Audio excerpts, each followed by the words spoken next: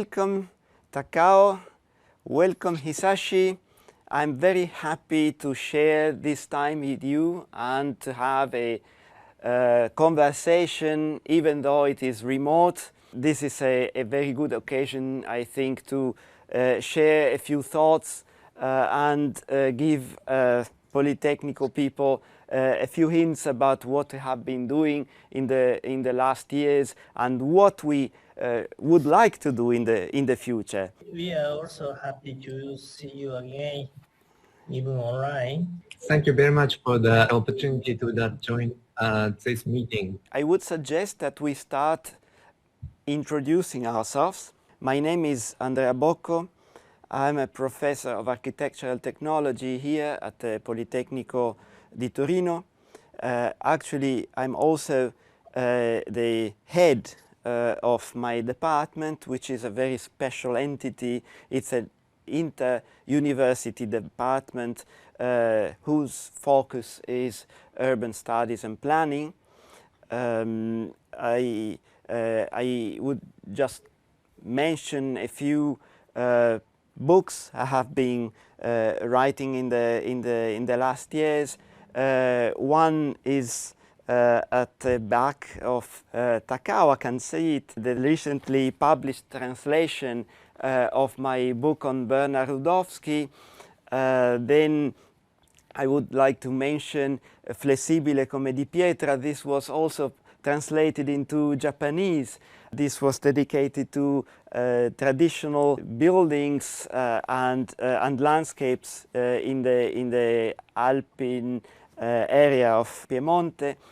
And then a couple of more recent publications about vegetarian architecture and the way it is possible today to build with natural materials, but also to use sustainability as a lens to promote the revitalization and development of marginal areas. This was an opportunity for us to spend a lot of time together in Japan during the last years. Would you please introduce yourself, Takao? My name is Takao Ozasa. I'm associate professor of the Hokkaido University. And I'm teaching in architecture, and also my research theme is urban planning, also the architectural design. And also I have some architectural project in Hokkaido. Andre, you know, there is Higashikawa, small city, in design the elementary school. My name is Hisashi Komatsu, professor of Nagoya University in Japan. And my major is architecture planning and design, and recent interest is planning and design and management of public facilities as like school and libraries. I also engage in the actual project in Japanese local cities in order to plan, design, and manage the new type of public facilities, especially public school. In the process of those public projects, the efforts in Italian public spaces are suggesting much to me.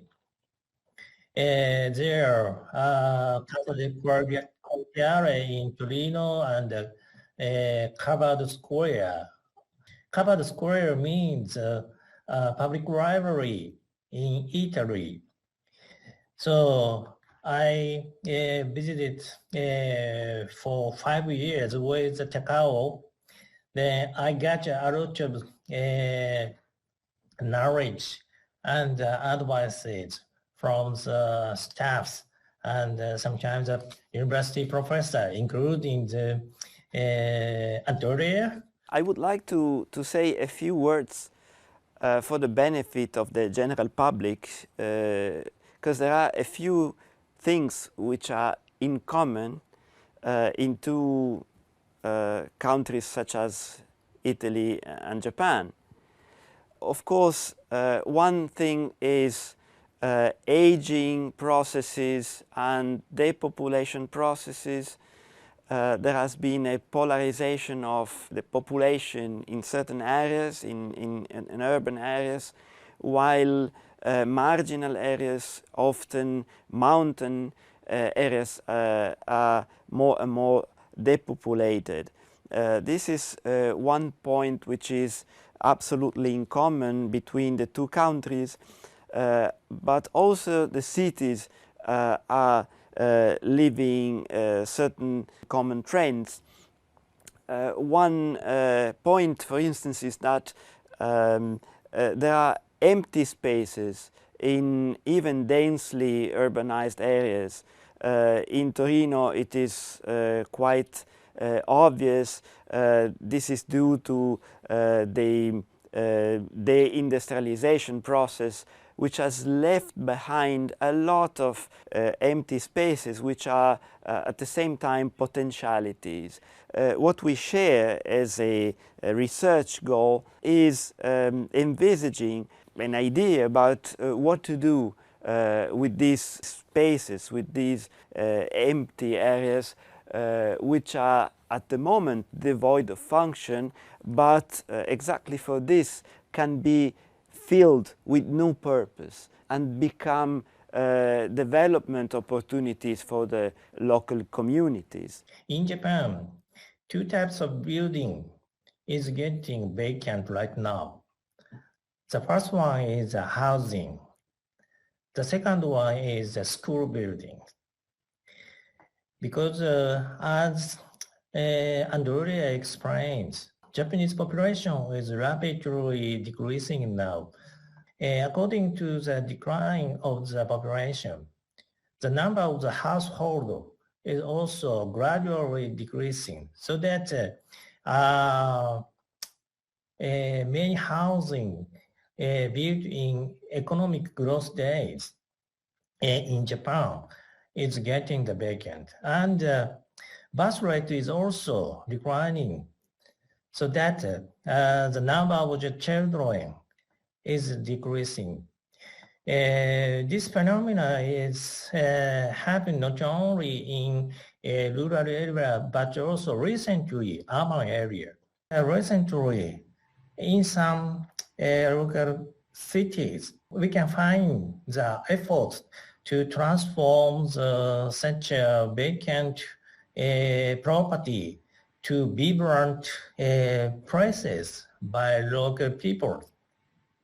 For example, conversion from the housing to the place for elderly to take care for their daily living. And in the case of the closed public school, some of them are transformed to the community hub to provide a lot of type of local services instead of the local government. Takao and I are interested in such efforts and the essence of such community hubs, the role in the local community in Japan. When I think about the lesson from the Cassatella quarter studies, one important point is to learn the real bottom-up system or bottom-up approach to making the price for the people. In the case of the Cassatella quarter, the range of the participation is so wide. not only physical aspect, but also, for example, financial aspect to run the Cassatella quartiere in a sustainable way. I was so surprised, and I suppose it's a big differences between the Japanese participatory process and the Italian one. Obviously, the attention to processes, to field work, because it is not possible to speak theoretically of these things. We need to visit the sites, to talk with people, and to analyze even very small details. Another point you make is that both tangible and intangible things are relevant, not just the architecture in its physical understanding, but the relationships which the architecture or the spaces allow between people, living processes that might find in the architecture, in the spaces, opportunities to flourish. This is, I think, very relevant. It's a kind of a broadening of perspective. Another point is significance to commit to the project for a long time or continuously. There's a small budget. Only they will have only small budget in a small city. So there is so small project in year by year. That is, and continue the small project and another small project and another small project. I'd like to add one more thing. For a long time in Japan, to make architecture is to build newly. I mean, if we consider about a new project of a physical new project, we also consider about how to demolish the existing environment. But as everyone knows, Japanese economic situation is getting worse now.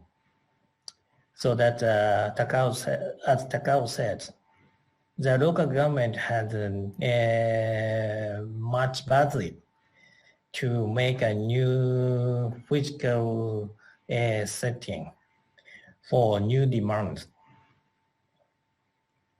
So at the time, finally, we started to consider about how to use the existing environment in order to use not only the reasons of the lack of the money, but also to keep the, for example, existing relationships with local people to the existing physical setting, or to keep the memories and records in the local area.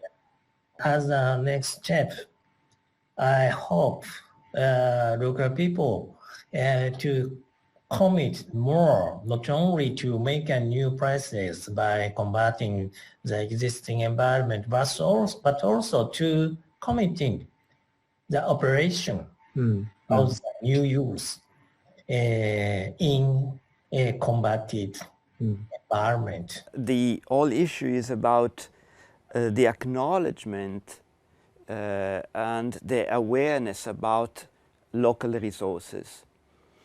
In a way, you have been speaking about resources.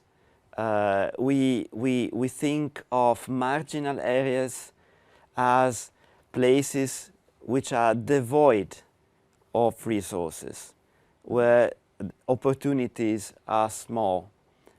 And this might be true, but this is exactly where investigation and, as you said, committed research and project can make the difference.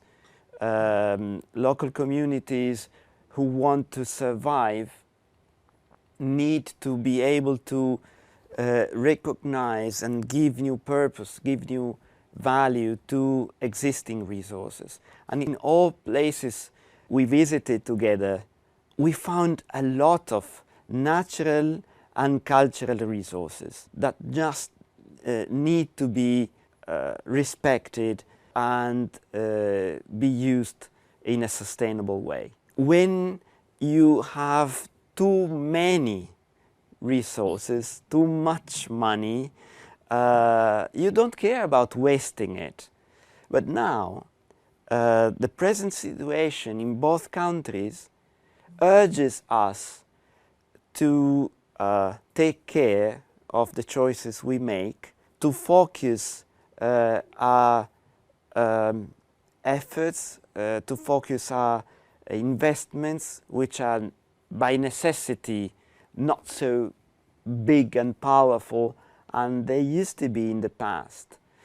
And even in an incremental perspective, step by step, small things, 1 year after 1 year, it is possible to build on these intangible and tangible resources together with the local community.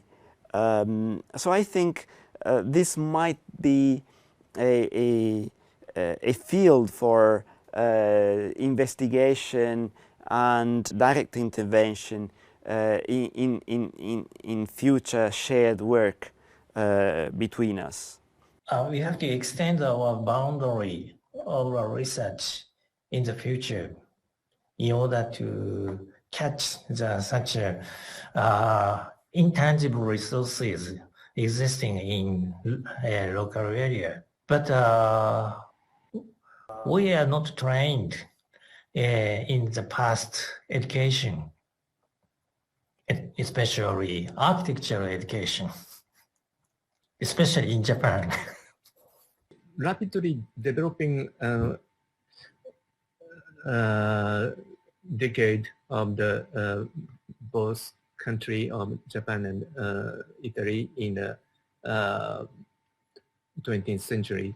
It's a so many people went to the big city, capital city. So there is so over density area. But just now, we want to have not so good for the over density because we are so many experience for the COVID-19. So I think not over density, there is a very appropriate density in the situation of the cities. When you speak of appropriate density, you seem to refer at the same time at the ability of planners and local governments to keep a high level, an urban-like level of services in little towns, in marginal areas, where the problem is the access to public services, or at least to quality public services, which are moving away from these places, and on the other hand, to renaturalize the big cities where these empty spaces might be used to increase the quality of life of residents, and also to make it more bearable to manage emergency situations such as home confinement or heavy restrictions to movement, such as those who have just experienced. Also, a problem we felt in urban cities was the lack of physical contact with other people, opportunities to meet physically, and this might be performed by commons, by places like parks or Casa del Quartiere, where people naturally meet without a specific purpose and institutional purpose. They just can be there out of the will to meet other people and to be out of their small home. So I think the two things are in some way connected and verge on the discussion and investigation of new forms of public space and of commons in the two countries. The big plaza and big there is a huge plaza is where Japan is no existing. This is totally different of culture. But the very small public space, so using for the daily life, it's a very similar way of the using the small public space. Thank you very much for the many contributions. I think that out of our talk today, we'll have a long list of things to do for the next steps of our common work. It was really a pleasure to share this conversation with you today. I hope we'll have the occasion to meet in person next time. Ciao and take care.